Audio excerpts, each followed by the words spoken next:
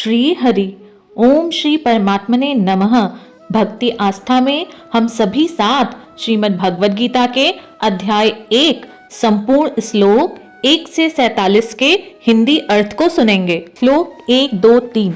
धृतराष्ट्र बोले, हे संजय, धर्मभूमि कुरुक्षेत्र में एकत्रित युद्ध की इच्छा वाले मेरे और पांडु के पुत्रों ने क्या किया? संजय बोले, उस समय राजा दुर्योधन ने व्यूह रचना युक्त पांडवों की सेना को देखकर और द्रोणाचार्य के पास जाकर यह वचन कहा, हे आचार्य, आपके बुद्धिमान शिष्य द्रुपद पुत्र धृष्टद्युम्न के द्वारा व्यूह आकार खड़ी की हुई पांडु पुत्रों की इस बड़ी भारी सेना को देखिए। श्लोक 4, 5, 6। इस सेना में बड़े बड़े धनुषों वाले भीम अर्जुन के समान सूरवीर सात्विक विराट महारथी राजा द्रुपद धृष्टकेतु और चेतिकान तथा बलवान काशीराज हैं। पुरुजीत कुंती भोज और मनुष्यों में श्रेष्ठ साव्य पराक्रमी युधामन्यु हैं तथा बलवान उत्तमौजा हैं। सुभद्रा पुत्र अभिमन्यु एवं द्रौपदी के 5 पुत्र ये सभी महारथी हैं। श्लोक 7, 8, 9। हे ब्राह्मण श्रेष्ठ, अपने पक्ष में भी जो प्रधान हैं उनको आप समझ लीजिए। आपकी जानकारी के लिए मेरी सेना के जो सेनापति हैं उनको बतलाता हूँ। आप द्रोणाचार्य और पितामह भीष्म, कर्ण और संग्राम विजयी कृपाचार्य, वैसे ही अश्वत्थामा, विकर्ण और सोमदत्त पुत्र भूरिश्रवा हैं और भी मेरे लिए जीवन की आशा त्याग देने वाले बहुत से शूरवीर, अनेक प्रकार के शास्त्र शस्त्रों से सुसज्जित और सब के सब युद्ध में चतुर हैं। श्लोक 10, 11, 12। भीष्म पितामह द्वारा रक्षित हमारी वह सेना सब प्रकार से अजेय है और भीम द्वारा रक्षित इन लोगों की यह सेना जीतने में सुगम है। इसलिए सब मोर्चों पर अपनी अपनी जगह स्थित रहते हुए आप लोग सभी निसंदेह भीष्म पितामह की सब ओरों से रक्षा करें। कौरवों में वृद्ध बड़े प्रतापी पितामह भीष्म ने उस दुर्योधन के हृदय में हर्ष उत्पन्न करते हुए उच्च स्वर से सिंह की दहाड़ के समान गरज कर शंख बजाया। श्लोक 13, 14, 15। इसके पश्चात शंख और नगाड़े, ढोल, मृदंग, नरसिंगे आदि बाजे एक साथ ही बज उठे। उनका वह शब्द बड़ा भयंकर हुआ। इसके अनंतर सफेद घोड़ों से युक्त उत्तम रथ में बैठे हुए श्री कृष्ण महाराज और अर्जुन भी अलौकिक शंख बजाए। श्री कृष्ण महाराज ने पांचजन्य नामक, अर्जुन ने देवदत्त नामक और भयानक कर्म वाले भीम ने पौंड्र नामक महाशंख बजाया। श्लोक 16, 17, 18।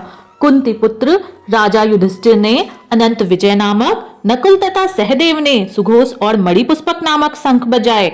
श्रेष्ठ धनुष वाले काशीराज और महारथी शिखंडी धृष्टद्युम्न तथा राजा विराट अजेय सात्विक तथा राजा द्रुपद एवं द्रौपदी के 5 पुत्र और बड़ी भुजा वाले सुभद्रा पुत्र अभिमन्यु, इन सभी ने हे राजन सब ओरों से अलग अलग शंख बजाए। श्लोक 19, 20, 21। उस वक्त भयानक शब्द ने आकाश और पृथ्वी को भी गुंजाते हुए धृतराष्ट्रों के अर्थात आपके पक्ष वालों के हृदय को विदीर्ण कर दिया। अर्जुन बोले, हे राजन, इसके बाद कपिध्वज अर्जुन ने मोर्चा बांधकर डटे हुए धृतराष्ट्र के संबंधियों को देखकर उस शस्त्र से चलने की तैयारी के समय धनुष उठाकर ऋषिकेश श्री कृष्ण महाराज से यह वचन कहा, हे अच्युत, मेरे रथ को दोनों सेनाओं के बीच में खड़ा कीजिए। श्लोक 22, 23, 24। और जब तक कि मैं युद्ध क्षेत्र में डटे हुए युद्ध के अभिलाषी इन विपक्षी योद्धाओं को भली प्रकार देख लूं कि इस युद्ध रूप व्यापार में मुझे किन किन के साथ युद्ध करना योग्य है, तब तक उसे खड़ा रखिए। दुर्बुद्धि दुर्योधन का युद्ध में हित चाहने वाले जो ये राजा लोग इस सेना में आए हैं, इन युद्ध करने वालों को मैं देखूंगा। संजय बोले, हे धृतराष्ट्र, अर्जुन द्वारा इस प्रकार कहे हुए महाराज श्री कृष्ण चंद्र ने दोनों सेनाओं के बीच में भीष्म और द्रोणाचार्य के सामने तथा संपूर्ण राजाओं के सामने उत्तम रथ को खड़ा करके इस प्रकार कहा कि हे पार्थ, युद्ध के लिए जुटे हुए इन कौरवों को देख। श्लोक 25, 26, 27। इसके बाद पृथापुत्र अर्जुन ने उन दोनों ही सेनाओं में स्थित ताऊ, चाचा, दादा, परदादा, गुरुओं, मामा, भाइयों, पुत्रों, पौत्रों तथा मित्र, ससुरों और सुहृदों को भी देखा। 28, 29, 30। उन उपस्थित संपूर्ण बंधु बांधवों को देखकर वे कुंती पुत्र अर्जुन अत्यंत करुणा से युक्त होकर शोक करते हुए यह वचन बोले। उन्होंने कहा, हे कृष्ण, युद्ध क्षेत्र में डटे हुए युद्ध के अभिलाषी इन स्वजन समुदाय को देखकर मेरे अंग शिथिल हुए जा रहे हैं, मुख सूख रहा है, मेरे शरीर में कंप एवं रोमांच है, हाथ से गांडीव धनुष गिर रहा है, मेरी त्वचा जल रही है तथा मेरा मन भी भ्रमित सा हो रहा है, इसीलिए मैं खड़ा रहने में भी समर्थ नहीं हूँ। श्लोक 31, 32, 33। हे केशव, मैं लक्षणों को भी विपरीत ही देख रहा हूँ तथा युद्ध में स्वजन समुदाय को मारकर कल्याण भी नहीं देखता। हे कृष्ण, मैं ना तो विजय चाहता हूँ न राज्य तथा सुखों को ही। हे गोविंद, हमें ऐसे राज्य से क्या प्रयोजन है अथवा ऐसे भोगों से और जीवन से भी क्या लाभ है। हमें जिनके लिए ये राज्य, भोग, सुख अभिष्ट हैं, वे ही ये सभी धन और जीवन की आशा को त्याग कर युद्ध में खड़े हैं। श्लोक 34, 35, 36। गुरुजन, ताऊ, चाचा, लड़के, उसी प्रकार दादा, मामा, ससुर, पौत्र, साले तथा और भी संबंधी लोग हैं। हे मधुसूदन, मुझे मारने पर भी अथवा तीनों लोगों के राज्य के लिए भी मैं इन सबको मारना नहीं चाहता, फिर पृथ्वी के लिए तो कहना ही क्या है। हे जनार्दन, धृतराष्ट्र के पुत्रों को मारकर हमें क्या प्रसन्नता होगी, इन आतताइयों को मारकर तो हमें पाप ही लगेगा। श्लोक 37, 38, 39।